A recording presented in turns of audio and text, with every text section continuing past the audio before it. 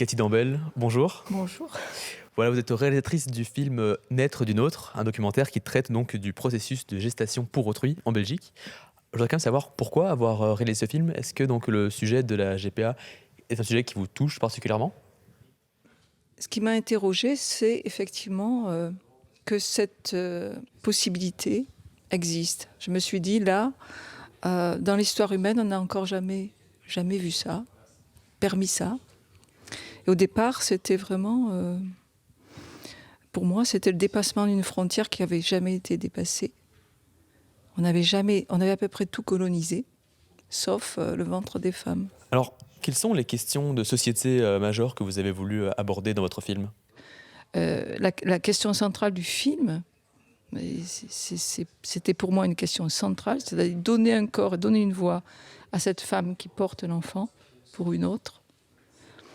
Et quelle place va-t-on lui faire? Quelle place symbolique on va lui faire? Et quelle place dans le réel? Les deux sont évidemment indissociables. Est-ce que c'est humain, cette histoire-là? C'est une parole qu'on entend d'ailleurs dans le film. Est-ce que c'est humain, cette histoire-là? Comment rester humain avec cette histoire-là? Et donc au départ, c'était vraiment une révolte par rapport à ce que la science rend possible, mais qui me semblait sur le plan humain pas tout à fait acceptable. Alors je propose qu'on regarde un petit extrait de votre film Naître d'une autre. Le cadeau que tu as envie de faire à la personne qui a porté ton enfant, c'est pas de l'argent, c'est... T'as envie de lui dire, si je pouvais te donner un organe, je le ferais. Parce que au moins là, peut-être, on serait un tout petit peu sur un pied d'égalité, mais je peux pas. Donc, oui, il y a un besoin viscéral de gâter l'autre de la même façon qu'il nous gâte.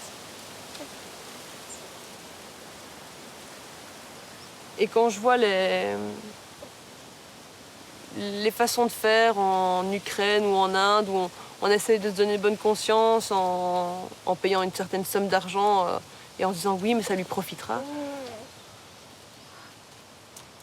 L'argent reste quelque chose de très impersonnel et je pense que ça ne remplace absolument pas la satisfaction que tu as de remercier véritablement la personne. Comment votre position a évolué au fur et à mesure de la réalisation de votre film? Oui, ça c'est une bonne question, parce qu'effectivement, comme je vous disais, j'avais une position assez tranchée.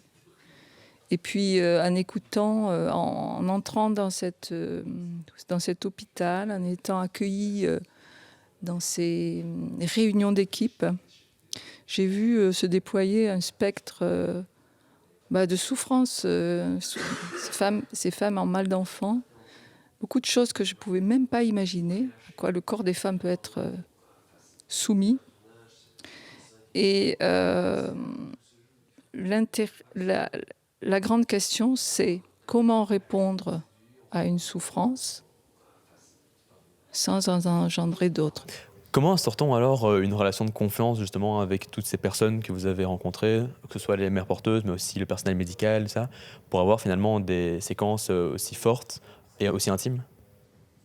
Mais ça, c'est ce que vous mettez en jeu de vous-même. J'ai eu la chance de rencontrer un grand cinéaste qui s'appelait Robert Kramer, qui disait « il faut payer pour jouer ». Et je crois que, pour moi, je ne peux pas faire un film si je ne donne pas, si je ne me mets pas en danger, si je ne propose pas un espace où la personne qui va me donner quelque chose va recevoir de moi. Il faut aussi que cet espace qui s'ouvre pour les personnes que je filme, ce soit un espace important pour elles. Il faut qu'elles se sentent évidemment en confiance. Et puis, il faut qu'elles puissent en faire quelque chose pour la suite. Donc, ces parents qui vont pouvoir raconter à leur enfant comment il est venu au monde. Et cette équipe qui va pouvoir reconsidérer sa pratique en se disant oui, on a bien fait de prendre des risques, on a été juste, puisque dans le film, moi, j'accompagne aussi leurs doutes. C'est pas une histoire lisse. C'est une histoire avec des aspérités. J'aime filmer ces aspérités-là. Et ce qui m'intéresse effectivement, c'est de montrer l'incroyable inventivité humaine. Je vous remercie du coup pour cette interview très intéressante. Qu'est-ce qu'on peut vous souhaiter pour la suite maintenant? Qu'il rencontre son spectateur. J'étais heureuse hier parce que hier c'était très émouvant d'avoir une salle captive et réceptive et qui a tout compris. Voilà. Je vous félicite. Donc, Merci. merci beaucoup.